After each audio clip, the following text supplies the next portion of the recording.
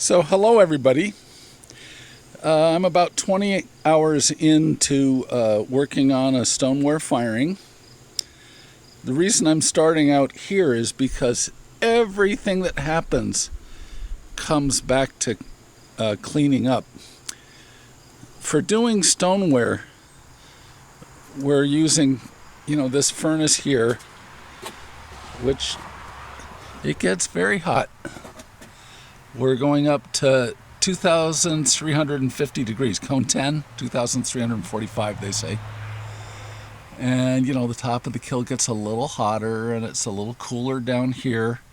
And you sort of plan what you put where because of where the heat sort of washes through. It's a little bit like thinking about hydraulics. If you thought about the flame coming through here as being water, you sort of have different paths that it goes in. But we're using some very, very simple materials. I'm going to walk inside. And my friend Rajiv Surendra came up from New York City, and we sort of honed in on thinking about really, we looked at books and we kept saying, oh, this is beautiful, and everything we kept saying, oh, I really like that, they all said Koryo Dynasty Korea. So we made, I made sort of the bigger pots, and Rajiv is extremely, in every trade you would say, oh, that person is handy. So he spent years and years doing calligraphy. So this decoration on the side of that pot is him, or let me move this here. So these are done in cobalt, and that's pretty spectacular. Behind it, well, I'll go to another one. This is Elizabeth, and with a mountain, and the fish next to it is hers. And then, isn't that pretty? I'm sorry, I'm not very good with this camera. The idea of looking in at the little picture on it seems sort of unnatural to me. And then this is sort of exciting. Elizabeth and Rajiv did just sgraffito work, scratch work. And I don't know how much of this you can see, but this is a flower on the side, and that's going to be under celadon, and we'll see here again. This is the same thing, and I don't know if the camera's picking it up. Here's another one of Rajiv's. So he has a very, very developed decoration. His hand is very good at making a line. And the thing that we have to practice is noticing the shape of the pot. That's where we're going. In other words, you have doing these sort of funny little things on it is typical in Korea for their little wine bottles. And it's supposed to celebrate, that shape, that you got that wonderful curve, and then if you do sculpture on it, it should mirror it. And here's how great Rajiv is. He's done a very sculptural thing to this. Now, so a pot like this is going to have nothing but celadon on it, and maybe just cleaning off the top rim up here a little bit, and then either Albany slip or what we call tamba. And I guess it's the moment I should sort of explain our glazes. So the heat is the thing that makes the glazes really, really, really special. We call this tamba. Back in the 40s and 50s, there was a nice red burning clay called Blackbird. And I just happen to still have some of those bags. Barnard is another name for it. So this is basically wood ash and Barnard clay, and then a melter or two in there. and this is what makes our black glaze. So we have sort of this black, sort of chalk gray black glaze. And then over here, this is basically half by volume. If you took a little container like this and filled it with dry material, and you filled it once with Albany slip and once with screened wood ashes, that's this glaze. And it's basically a drippy alkaline glaze, very popular in Georgia and South Carolina. They call it Shanghai glaze because it came from the east, and we call it Sato because there's a drippy glaze like that, from the island of Sato. I apologize to anybody Japanese, I can't pronounce anything. And another very wonderful glaze from Japan is called Tomoku, and we have an iron-bearing clay that came out of near the Hudson River at Albany called True Albany River Slip. And I'm one of the lucky people that still has this material. They stopped digging it quite a long time ago, and I've always used a lot of it, so when I knew it was going out, I got a bunch. But so Albany slip is a brown. This is sort of a drippy color, a drippy sort of yellow brown. And then the last but not least is taking we're doing a nepheline cyanide version of a celadon. So it's flint and nepheline cyanide. And there's a few other things in there, but it's the typical. It's not Leach's glaze and it's not Barnes glaze, but it's kind of in between. And those are basically it. We have a celadon. I also have a Cornish stone glaze, and I've done so much of that over the years that I just thought it'd be really fun to just stick with this as the light color. So we have celadons, we have a drippy yellowy thing, we have a deep shiny brown, and then a very somber kind of black. And I'm going to turn this off for a second and go upstairs and show you what I mean. So before I go upstairs, here's a Tomba with some of the Sato on top. And above it, here's a very drippy version of the Sato. And the one next to it's a Sato with a celadon rim.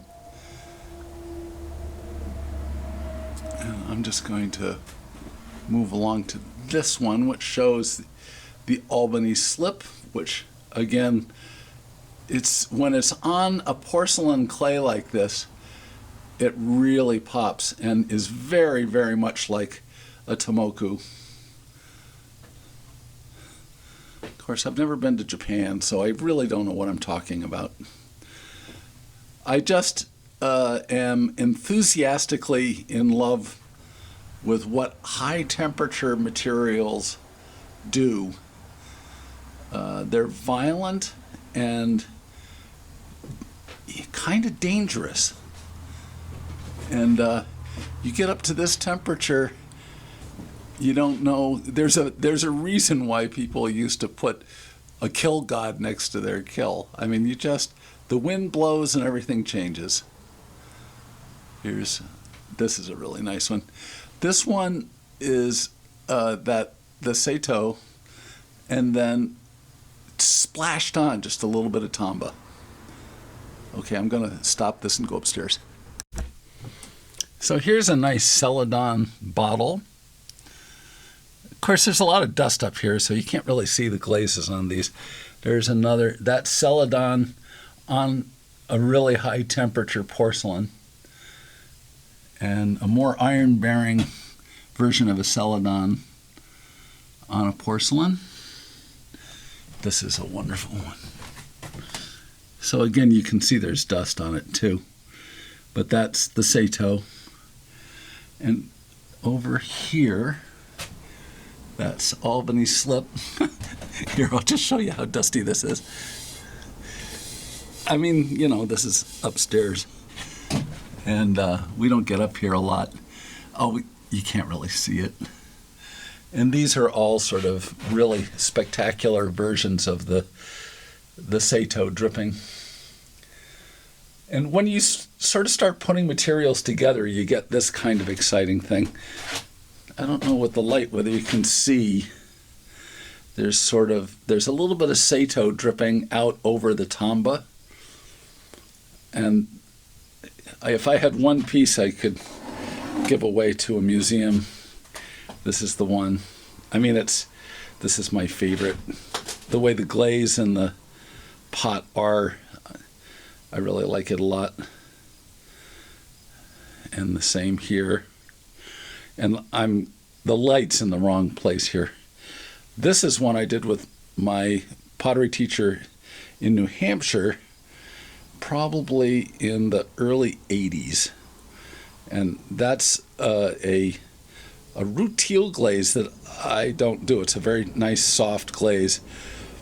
Kind of a popular kind of glaze for the 1960s, but it took well on this particular pot, and the top rim is Albany slip. And I did that while visiting at the High Mowing School in Wilton, New Hampshire. We had 49 years. I went for 1 week and worked with my pottery teacher. We just had so much fun working together. I'm going to pull this one out because this is a wonderful tamba.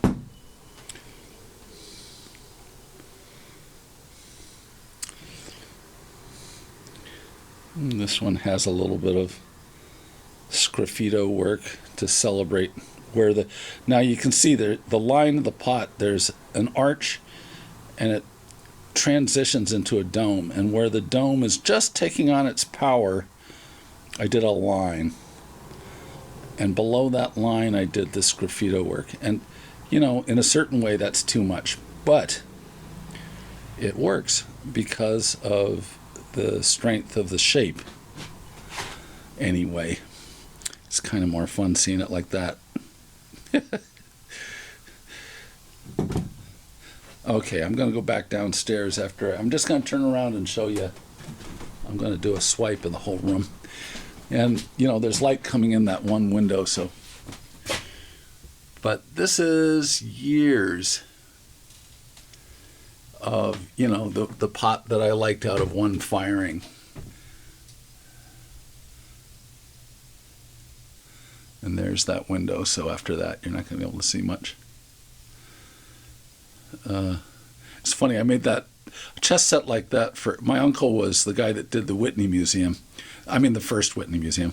And he was Marcel Breuer. He was a great chess player.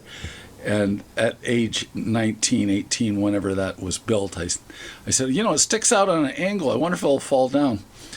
And in his Hungarian way, he said, it will not fall down. And then he sat me down to a game of chess and just showed me how little brain power I had next to him. I was joking him like an adult, and he wanted to let me know I wasn't there yet. And so I made him a chess set. I made another one for my father, which is what's under here. Anyway, that's enough of this. Actually, this is kind of fun. This is a piece I did for the Whitney to celebrate Breuer's life. And again, it didn't happen. One of the nice people the family that founded the Whitney, she was going to give it to them. She lived nearby, and they just said, no, we don't take contemporary pottery. So that's all right. But I just thought it'd be fun to make something to celebrate, the massive way that the Whitney Museum is. So that's sort of a fun piece. Okay, I'm going to end this here. I'm going to have one more conversation with you about the whole idea of stoneware, and then we'll be done.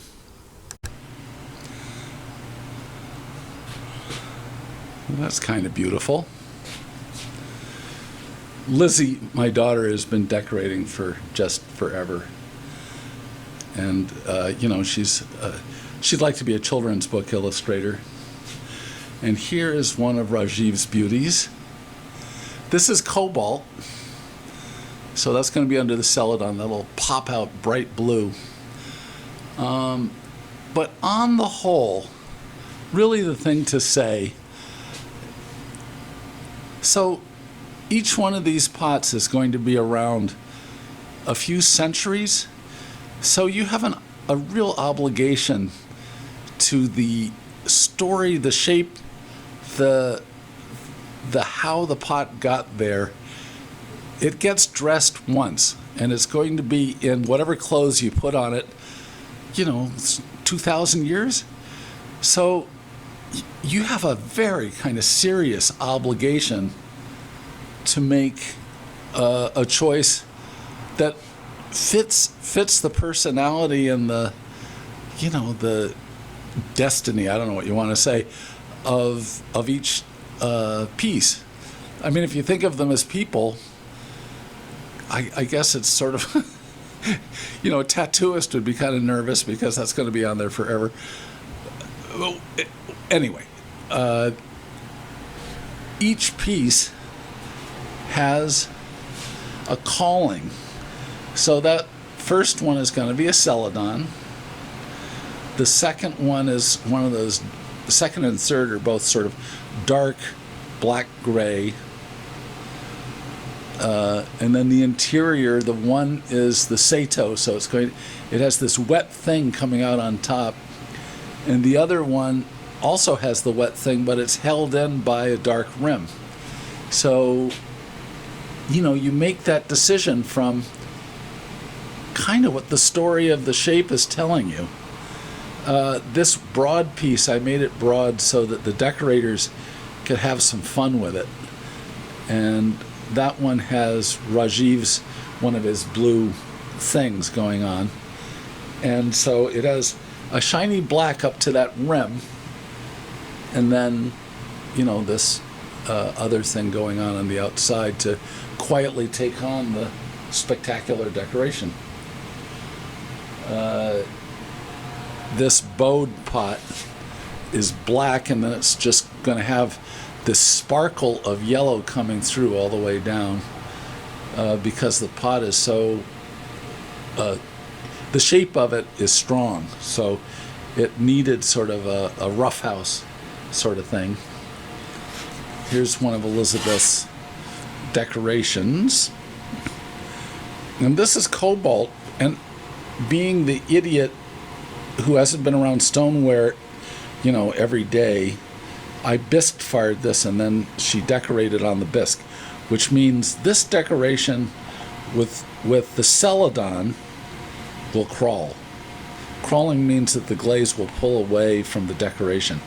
And for whatever reason, the Sato, which is drippy, is more violent and more melty and can move around a little bit more. So this pot I have to do Sato on the outside, and this will be sort of a decoration that's coming through sort of a glass rainstorm. And either it will be spectacularly beautiful or the decoration will be lost under the glaze. But that's the only chance I have. The other thing would just be, glaze pulling away and looking like, basically, when you have what's called crawling, it looks kind of the same way as if you were to put a nylon on a lady's leg and then cut it in different places so it pulled away. It's just not charming. So I guess that's it. Here's, lots and lots of things that are ready for the kill. I think we have enough for 2 firings. Rajiv's going to come. We're going to do a little bit more, and he's going to document that in another kind of special kind of way. So I think we're going to have 3 or 4 stoneware firings this year. I usually have 2, but it's very, very exciting. These are wonderful bowls by my friend Sherry Stevens Grundon. They were made in January of 2019. I think. It must have been because, it could have been 2020 because we didn't know about COVID yet. But I think it's 2019. And at any rate, so Tamba, Sato, Tamoku, and Celadon. Do you see how they all have their own place that you keep clean and away from everything else? So I'm ending on the same ideas outside. Whenever anything's sort of finished with, we're back outside cleaning, so that even if we have all these stations, when I get done glazing, my hands are raw because there's so much cleaning from one thing to the next. Okay, I hope I didn't have the microphone set wrong. I'll have to come out and do this again if I did. And it was fun talking about this, and pretty soon we're going to have a video of stacking and firing. Okay, all the best. Bye.